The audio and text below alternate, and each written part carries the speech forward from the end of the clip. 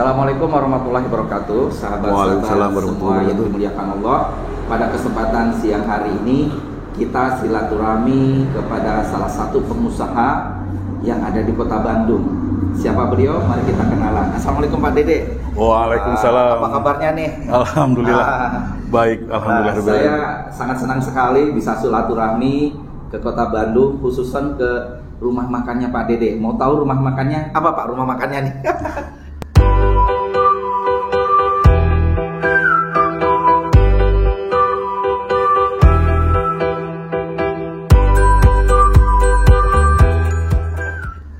Alhamdulillah ya Allah amanati. Bismillahirrahmanirrahim. Assalamualaikum warahmatullahi wabarakatuh. Waalaikumsalam warahmatullahi wabarakatuh. Sahabatku semua, alhamdulillah saya kedatangan salah satu founder dari PPMI. Amin.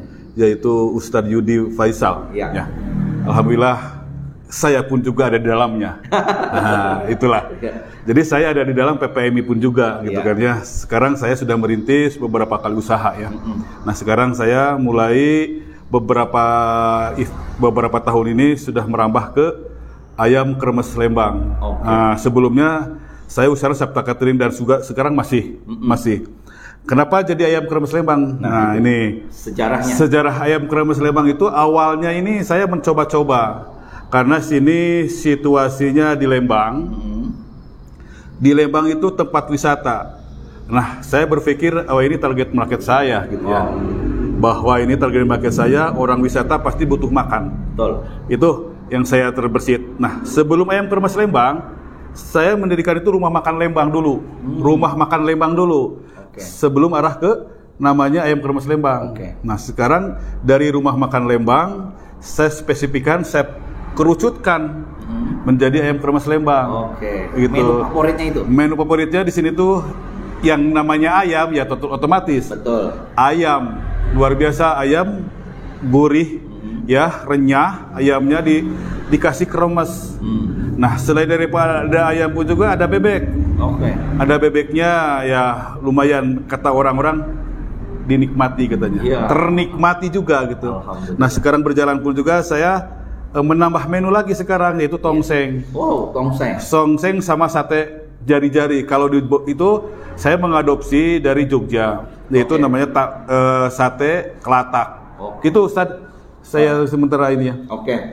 Nah, beliau tadi menyebutkan tongseng ya? Tongseng. Nah, tongseng domba ya? Tongseng domba. Nah, kebetulan sahabat semua, Anda bisa melihat video nanti setelah ini. Itu ada tongseng domba yang saya sendiri udah mencicipinya. Makanannya maknyus dan recommended. Ini tongseng yang sangat luar biasa. Bahasa kerennya maknyus. Jadi Anda wajib mencicipi tongsengnya Pak Dede yang ada di ayam kremes Lembang, Bandung. Terima kasih.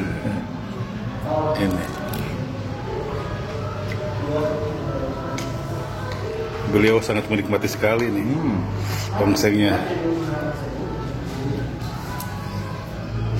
Jadi pastikan Anda mampir ya. Ini di jalan apa namanya ini Pak? Ini Jalan Raya Lembang. Jalan Raya Lembang. Pokoknya nanti ada baliho tulisan ayam kremes Lembang. Daerah wisata di sini. Gitu. Nah Pak, biar ini menjadi inspirasi teman-teman yang melihat video ini, biar teman-teman punya keinginan, saya juga bisa jadi pengusaha. Nah, kasih dong apa sih tips-tipsnya bagaimana Bapak bisa menjadi seorang pengusaha kuliner ini? Sebetulnya kalau kita mau berusaha itu mudah. Kenapakah saya katakan mudah? Yang mensusahkan tuh dirinya. Nah, itu titik poin saya itu ya. Nah, orang beranggapan bahwa mau berusaha itu modal dengan uang. Nah, sedangkan saya sudah bertahun-tahun menikmati usaha ini ya, memang uang nomor satu. Tapi akan lebih baik kalau dimulai dengan niat. Nah, inilah yang menjadi masalah. Katakanlah, kenapa saya bilang masalah, orang terfokus dulu kepada uang. Nah, padahal uang itu nanti. Nah, sekarang kalau kita misalkan mau berusaha, niatkan dulu dong. Nah, setelah berniat memang kita mau berusaha, baru kita mulai kan. Karena dengan niat ini tidak mudah. Karena niat itu nanti akan ujungnya dengan ikhtiar. setelah kita niat ini ikhtiar, kemudian ikhtiar. Nah, niat itu nanti akan kembali kepada goal. Nah, ini yang saya juga dengar nih dari PPMI, goal itu nomor utama. Goalnya kita mau kemana ini, kita goal ini. Nah, ini goal ini yang harus kita pahami, visi dan misinya apa. Setelah kita tahu bahwa kita itu punya niat, nah baru kita merasakan bagaimana ini kita mengikhtiarkannya, gitu kan ya. Sebab apa? Dalam berbisnis itu, katakan saya niat, karena hanya 2 faktor bagi saya itu. Kenapa? 2 faktor ini yang harus saya sampaikan. 1, ketika kita berbisnis, pandang dan lihat situasi. Hanya kita 1 itu, bagaimana kita menyelesaikan masalah orang. Nah, dan yang kedua, bagaimana memenuhi kebutuhan orang. Saya berpikir dari sekian banyak saya berusaha mencari tahu dan berguru, hanya 2 itu orang yang berbisnis apapun juga. Bagaimana kita itu menyelesaikan masalah orang, dan kedua, bagaimana kita memenuhi kebutuhan orang. Itu Ustadz yang saya harus pastikan kepada semua itu. Jadi sahabat semua, pastikan Anda juga punya goal yang luar biasa. Yang jelas salah satu tips sukses juga, apalagi teman-teman yang sudah masuk di Riadonya PPMI, kita harus punya dalam di sini namanya iman dan strategi. Imannya itu lewat Riado, strateginya Anda bisa belajar sesuai dengan jurusan. Kebetulan beliau jurusannya kuliner, jadi kalau Anda ingin sukses, belajar sama beliau. Dan kita akan dengarkan juga, kan sukses itu singkatan suka proses. Nah, kita dengar suka dukanya jadi kuliner ini gimana? Ayo Pak, mungkin pernah bangkrut, kena apa? Cerita Pak. Begini ya, kalau kita berproses emang tidak mudah. Betul. Saat proses lah itu yang kita harus betul-betul tumbuh. Ya, betul. Nah, kebanyakan orang berbisnis bukan masalah uang, makanya bisa katakan bukan masalah uang. Ya. Tapi prosesnya inilah yang menjadi masalah dalam kehidupan, dalam berbisnis. Nah, proses ini tentunya akan bertanya, percaya nggak ketika kita mau berbisnis itu? Ketika kita lepas dari kepercayaan dalam diri sendiri itu mau berbisnis, merasa aduh nggak bisa, itu udah mulai satu kegagalan itu. Gitu. Nah, ketika kita yakin bahwa saya itu mau bisnis, karena bisnis itu saya kira itu hanya mencontek. Saya berpikir mencontek itu. ATM, amati, tiru dan modifikasi. Itu tidak lepas, semua bisnis begitu. Bahkan sampai pada bukan. Nah, tinggal kita aja memainkan bagaimana niat kita dan percaya bahwa saya bisa. Tentu bisa itu tidak hanya sebatas dia sendiri. Nah, ini gagal itu salah satu proses kesan. Saya merasakan kegagalan dari catering, dari apa itu. Ya memang sih saya fokus di catering. Nah, sekarang merambah ke dunia kuliner seperti begini. Memang tidak mudah. Tidak mudah menghadapi hal seperti itu. Kalau memang proses itulah yang menjadi masalah. Kita siapkan itu untuk diproses. Kalau tidak diproses, ya bagaimanapun juga nasi pun juga tidak akan jadi nasi kalau bukan diproses. Cuma pada saat itu sakit kan? Kan gitu. Nah, itulah sakitnya Ustadz. Baik. Gitu. Nah, ini yang terakhir nih Pak. Dulu beliau ini pernah saya mendengar kisahnya yang menggebu saat masuk Impact di seminar PPMI. Nah, keajaiban beliau. Nah, setelah gabung PPMI adalah kalau tidak salah beliau cerita ke Banjar atau daerah Jawa gitu ya, memberikan makan sedekah nasi kepada pegawai proyek pembangunan masjid, ya betul ya? Betul, itu. Nah, kita dengarkan kisahnya. Mudah-mudahan kisah beliau ini menginspirasi bahwasannya dengan sedekah hidup jadi luar biasa seperti halnya moto PPMI. Ayo Pak, kisahnya Pak. Alhamdulillahirrahmanirrahim. Ustadz, saya diingatkan kembali gitu ya. Memang saat itu sesuatu hal yang saya mustahil ketika itu. Dan saya pun juga dalam kondisi gitu, perjalanan itu kan di luar dugaan kami sebagai ihsan Allah lah ya. Nah, ketika kita saat itu terbersit dalam pikiran bagaimana kita itu bisa bersedekah, dan Allah tuh tunjukkan, tapi kita tidak sadar Ustaz bahwa itu tuh yang harus kita lakukan. Nah, inilah kesempatan ambil atau tidak. Nah, kebetulan saat itu ketika saya berjalan dan berkeluarga itu ke Banjarnegara, ke Jawa Tengah, ya saya santai. ketika saya datang jatuh sholat duhur, saya istirahat di masjid. Dan kebetulan masjid itu lagi ada renovasi.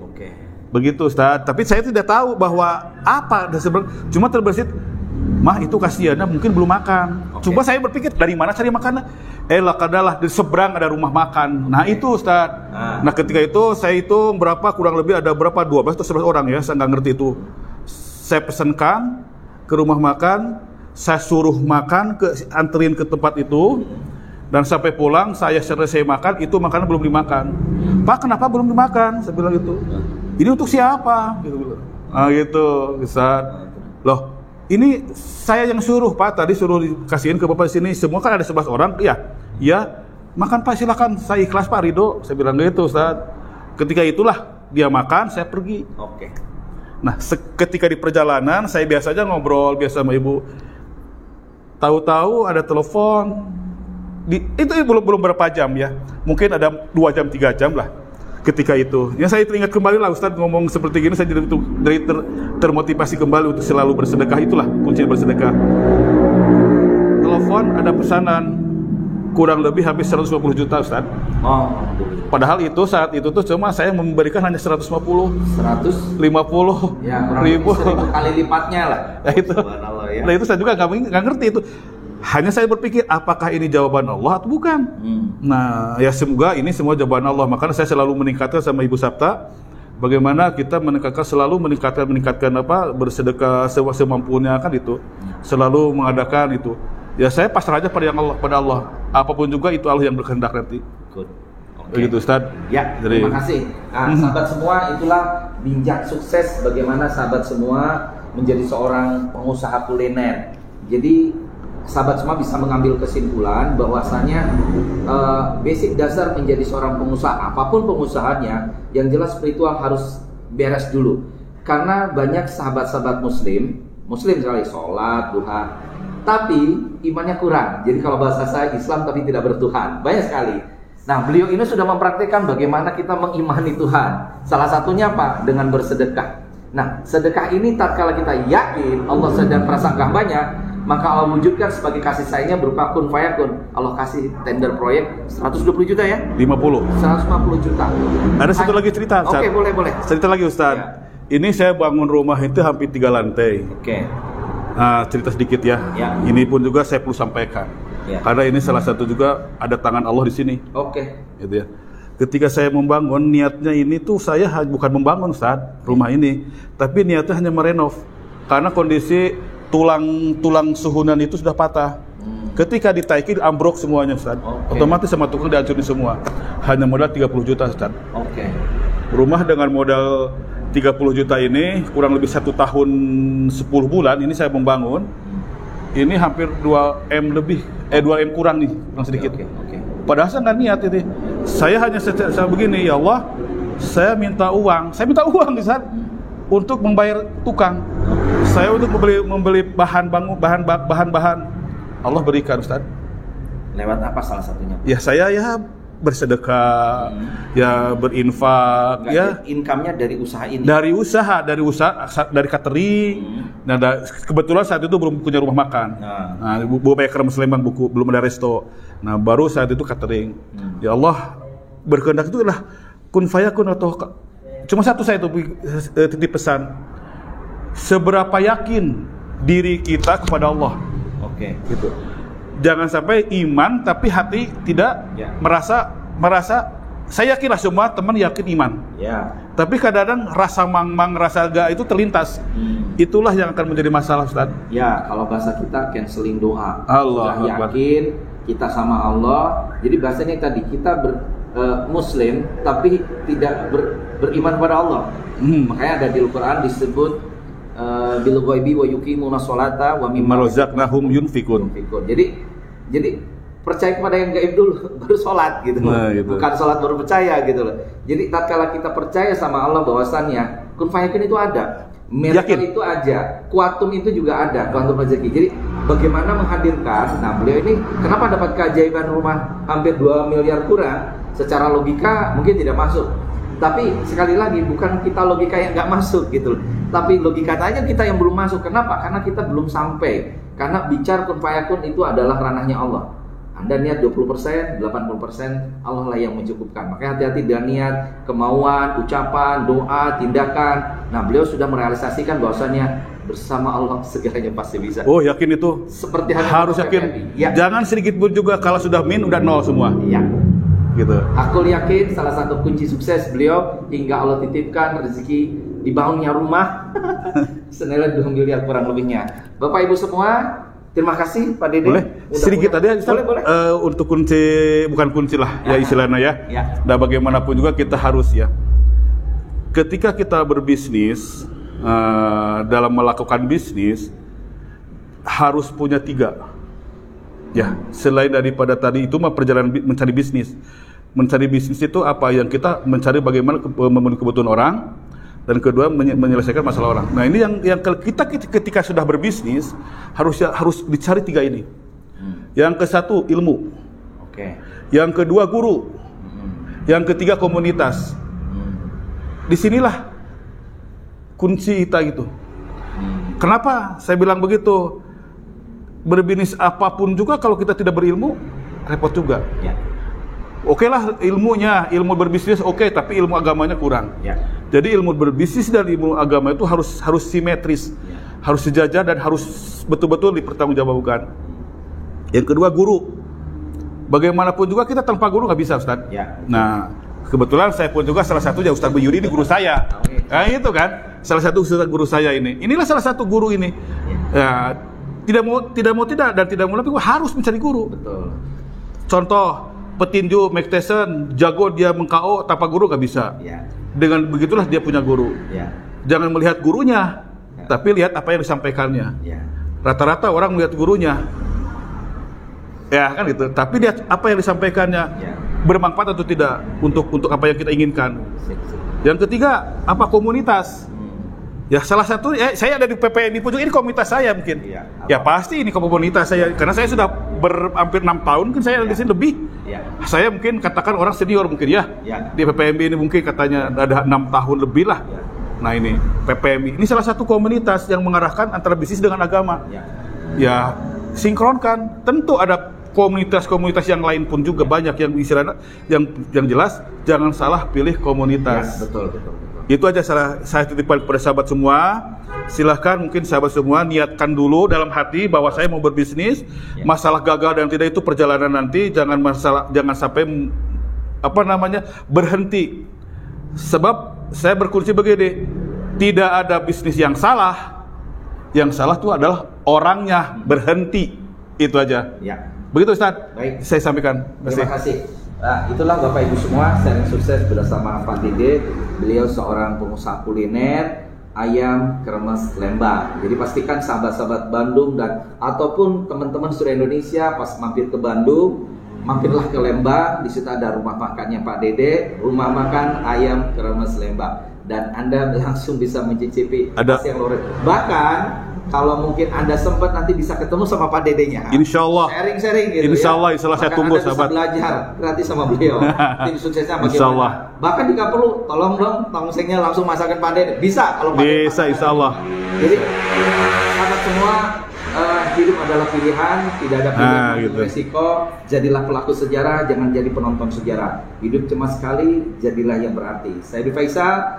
Semoga bermanfaat video ini. Sukses selalu. Assalamualaikum warahmatullahi wabarakatuh. Salam PPMI. Ini tongseng yang sangat luar biasa. Bahasa kerennya maknyus. Jadi Anda wajib mencicipi tongsengnya Pak Dede yang ada di Ayam Kremes Lembang, Bandung. Terima kasih.